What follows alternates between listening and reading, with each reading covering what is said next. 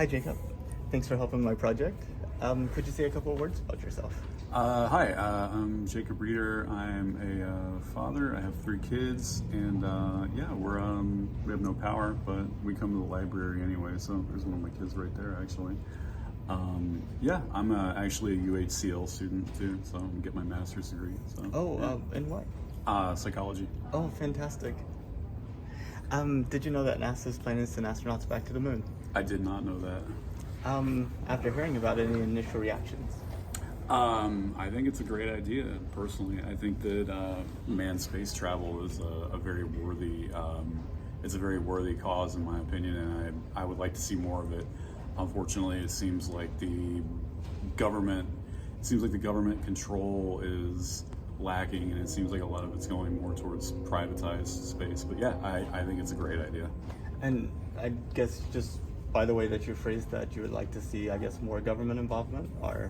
I would like to see more collaboration with private enterprise. I think it's a very important and noteworthy accomplishment, and I think that it kind of falls by the wayside sometimes just because there's other pressing matters. But I think that we lose a lot of innovation due to cutting things like the space program.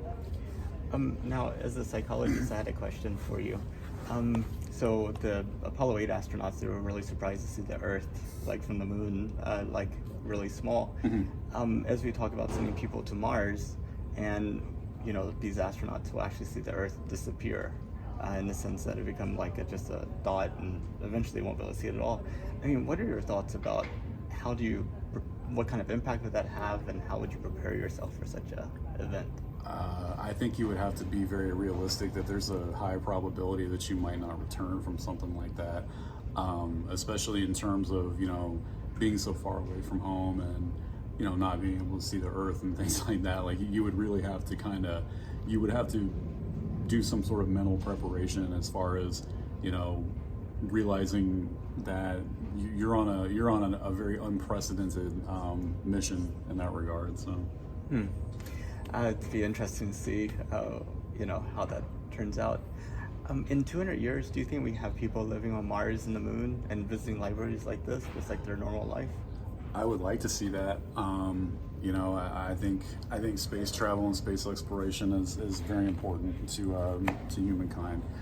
And 200 years, I don't know, but I would like to see something like that. But the way technology is now, I'm not quite so sure. If you could, would you take a trip to space? I would. I get motion sick, but if I could get myself prepared for it, yeah, I would do it. Is that mainly like on boats and cars, or also Both. airplanes? Yeah, and I'm scared of flying. But, Oh, okay. I would get over it to try to take that trip. Well, Jacob, thank you so much for your time. It was a pleasure to get to talk to you. Yeah, for sure. Thank you.